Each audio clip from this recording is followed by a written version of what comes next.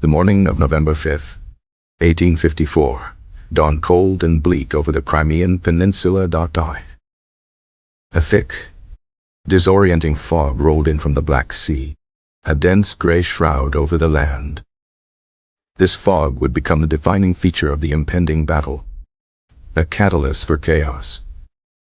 On the heights of Mount Inkerman, the British 2nd Division was thinly spread. These soldiers were the right flank of the Allied army besieging the port of Sevastopol. They were dangerously exposed, a act the Russian command intended to exploit. Prince Alexander Menshikov, the Russian commander, had amassed a formidable force.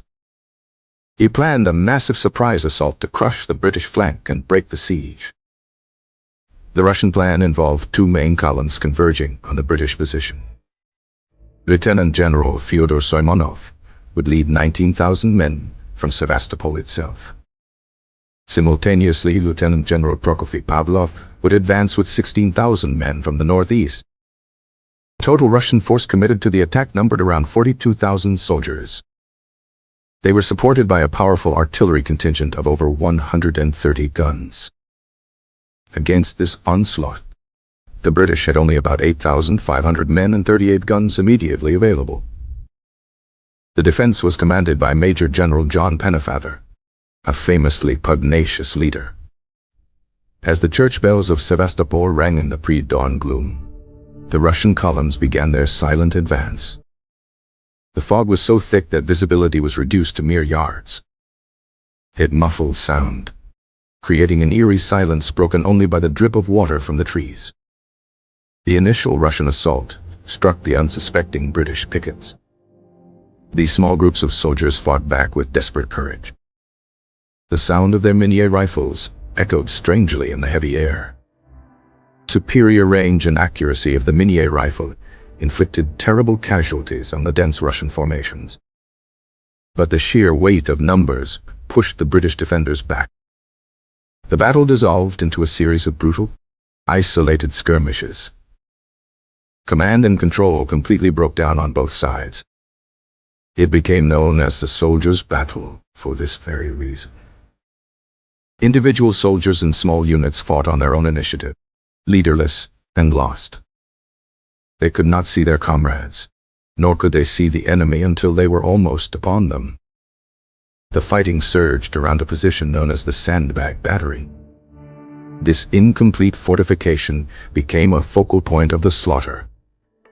Possession of the battery changed hands multiple times in bloody hand-to-hand combat. Men fought with bayonets, rifle butts, fists, and even rocks.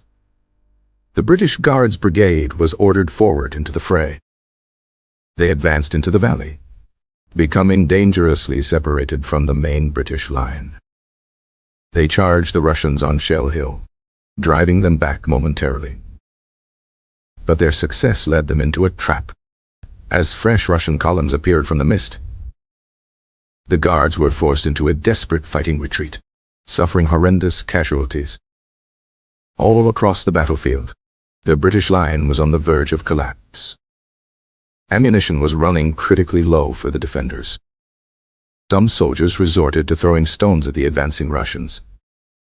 The fog, which had aided the Russian surprise, now began to hinder them.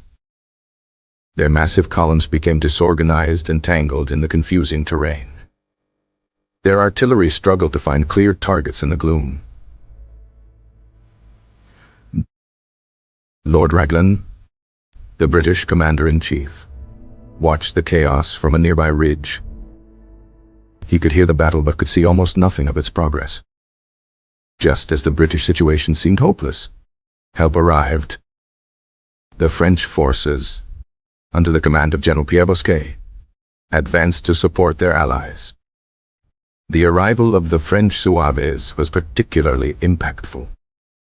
Their bugle calls cut through the din, raising the morale of the beleaguered British.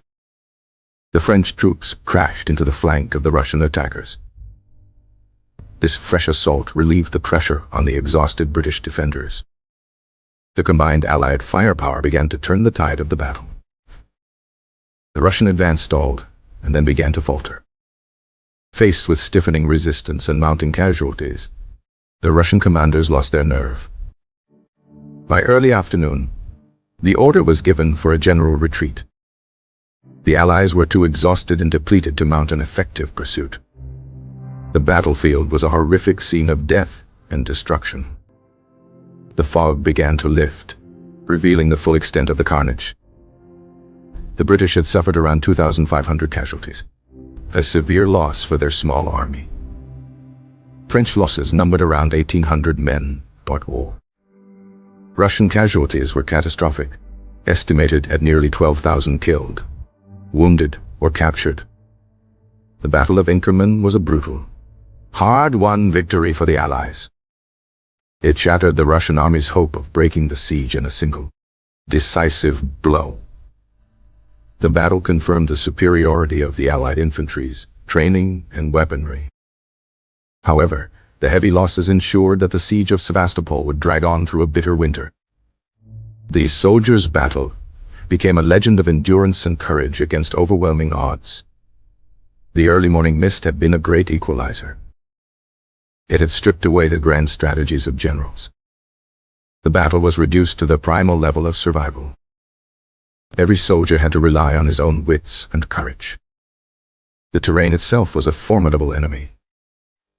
Gullies and ridges created pockets of fighting, isolated from one another. A soldier might be victorious in his small corner of the field, unaware of a collapse nearby. The Russian soldiers, though brave, were poorly led. Their officers struggled to maneuver the dense columns in the fog. They attacked in rigid, tightly packed formations. These formations were decimated by the British Minier rifles. The sandbag battery was not a formal redoubt, but a simple wall. Yet it became an altar of sacrifice for both sides. The Duke of Cambridge, the Queen's cousin, fought with the Guards. He narrowly escaped death when his horse was shot from under him. The battle was a cacophony of terrifying sounds. The roar of cannons, the crack of rifles, and the screams of men. The guttural cheers of a charge, the cries of the wounded. For hours, the outcome hung precariously in the balance. A single act of bravery could turn the tide in one small area. A moment of panic could lead to a localized rout. The French arrival was the decisive strategic moment. General Bosquet had initially been hesitant to commit his troops. He feared a separate Russian attack on his own position. But the urgency of the British situation forced his hand. The charge of the Zouaves was a whirlwind of motion and color. Their attack was swift, aggressive, and perfectly timed. Russians, already disorganized, could not withstand this new pressure. Their retreat began as a trickle and then became a flood. They left behind thousands of their dead and wounded. The ground was slick with mud and blood. Broken weapons and discarded equipment littered the landscape. Surgeons worked tirelessly in makeshift field hospitals. The scale of the suffering was immense. Inkerman proved to be one of the bloodiest battles of the entire war. It was a victory born of desperation and individual fortitude. The battle had no single, clear hero. The hero was the common soldier who refused to break. He stood his ground in the fog, fighting for his life. The memory of the battle would haunt those who survived. The fog of Inkerman became a metaphor for the confusion of war itself. The Russian plan was audacious but flawed in its complexity. It relied too heavily on precise timing and impossible conditions.